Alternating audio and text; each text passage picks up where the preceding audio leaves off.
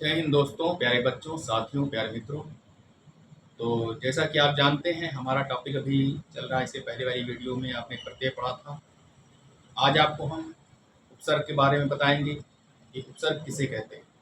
तो पढ़ाने से पहले आपसे एक रिक्वेस्ट है, एक प्रार्थना है कि आप चैनल को सब्सक्राइब कर दें अगर आप कहीं से भी देख रहे हैं, और जो भी आपके परिचय वाले हैं उनको भी ये लिंक भेज दीजिए, वो भी सब्सक्राइब कर लें अगर हिंदी के शौकीन हैं। हिंदी हमारी राष्ट्रभाषा, राज्यभाषा है, मातृभाषा है। हम भारतवासी हैं, कहीं भी रहेंगे हमें हिंदी जो है वो बोलना है, अच्छे से बोलना है। और किसी भी कॉम्पिटिटिव एग्ज़ाम के लिए हिंदी मस्ट है। बिना हिंदी पढ़े आप कोई भी एग्ज़ाम जो है वो पास नहीं कर पाएंगे।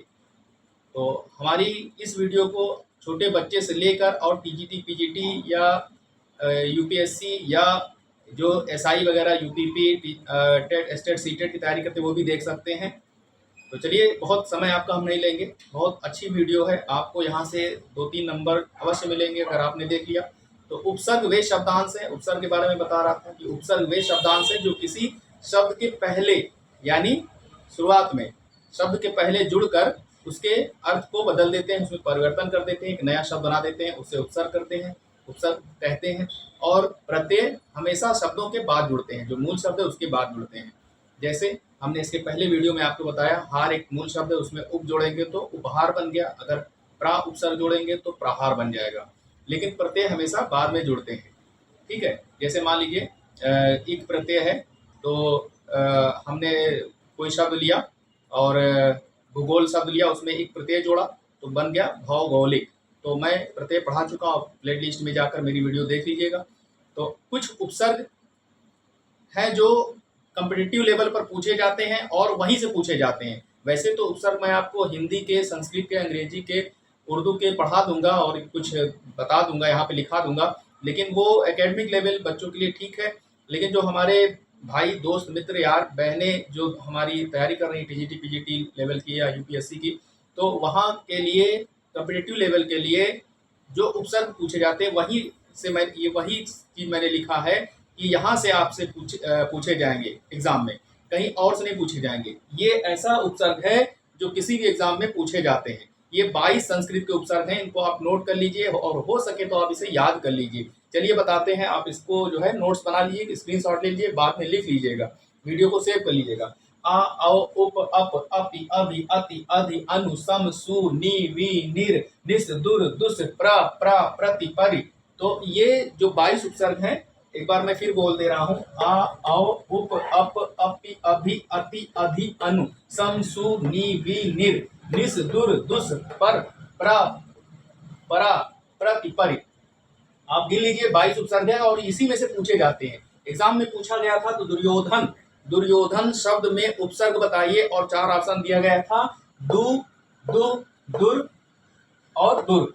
ये इसमें हल नहीं लगा, इसमें हल। और बच्चे क्या करते हैं, कंफ्यूजन में ये दु वाला कर देते हैं, इस पे लगा देते हैं। तो भाई हो गया आपका 1 नंबर गलत, आपको मालूम भी है, लेकिन आपने अपने हिसाब से तो सही किया क्योंकि आपने संधि पे पढ़ा है। तो संधि के हिसाब से अगर आप देखेंगे तो दुधन योधन बराबर दुर्योधन होता है, ठीक। तो उसके हिसाब से तो सही है। लेकिन आप ये देखिए कि ये जो उपसर्ग पूछ रहा है, ये दु, यानी उपसर्ग आपसे पूछा है तो दु उपसर्ग इसमें है, देख लीजिए, इसमें नहीं है, इसमें नहीं है, यानी इसमें जो है वो दुर है, वो भी हलंत वाला है, ये वाला है। यानी आपका 1 नंबर गलत हो जाएगा अगर आपने संधि के हिसाब से लगाया। तो हमें उपसर्ग लगाना है, संधि के हिसाब से नहीं चलना है, ठीक है। संधि के हिसाब से तो ठीक होगा। तो इसमें पता चला कि ये वाला उपसर्ग होगा, ये वाला भी नहीं होगा, तो इसका ध्यान रखिएगा। दुर, आप देख लीजिए यहाँ पर ये हल लगा हुआ है, दुर, तो दुर, धन, योधन, दुर्योधन, तो आपका ये सही होगा।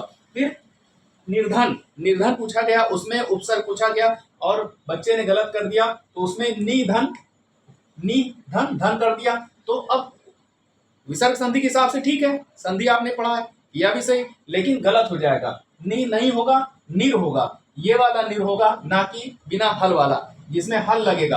क्योंकि यहाँ पर देखिए, अगर निस है, यहाँ निर, यहाँ पर हल लगा हुआ है, और थोड़ी सी गलती आपका 1 नंबर ले डूबेगी। तो आपको निर वाला नहीं लगाना है, जिसमें हल का चिन्ह होगा वो उपसर्ग लगाना है। निर्धन, धन बराबर निर्धन, यानी निर उपसर्ग होगा, वो भी हल वाला होगा।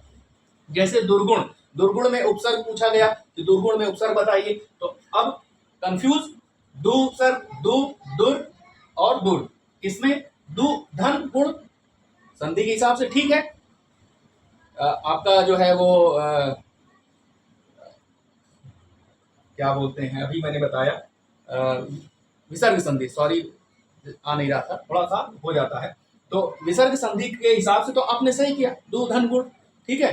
लेकिन आप ये देखिए कि ये दो इन 22 में, इन 22 उपसर्ग में है कि नहीं है, तो पता चला कि आप ढूंढेंगे तो इसमें ये दो नहीं है, ये वाला नहीं है, तो क्या है, ये वाला दूर है, ये जिसमें हल लगा हुआ है, यानी ये भी नहीं है। देख लीजिए, थोड़ी सी आपकी गलती आपको एक नंबर गलत करवा सकती है, इसलिए आपसे प्रार्थना है, रिक्वेस्ट है कि आप ऐसा ना करें, और ये उपसर्ग को अगर याद कर लेंगे तो ये वाली गलती नहीं करेंगे। कुछ लोग हल का भी चिन्ह नहीं लगाते, भूल जाते हैं, तो भूल से भी गलती ना करिएगा, जिसमें हल लगा होगा, ये देखिए दुर, ठीक है, तो यहाँ पर देखिए दुर कहाँ है, ये है, ये हल लगा हुआ है इन 22 उपसर्ग में, तो दुर धन गुण बराबर दुर्गुण, निर्धन धन निर्धन, और दुर्धन योधन दुर्योधन, यानी उपसर्ग अपने हिसाब से चलता है, संधि अपने हिसाब से चलती है, संधि का नियम इसमें नहीं लगेगा। अगर आप ये 22 उपसर्ग याद कर लेंगे तो आप कभी भी गलत जो है वो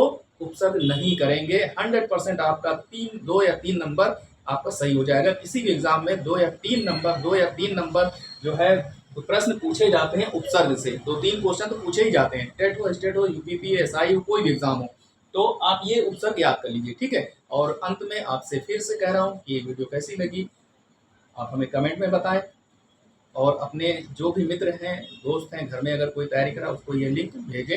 जय हिंद।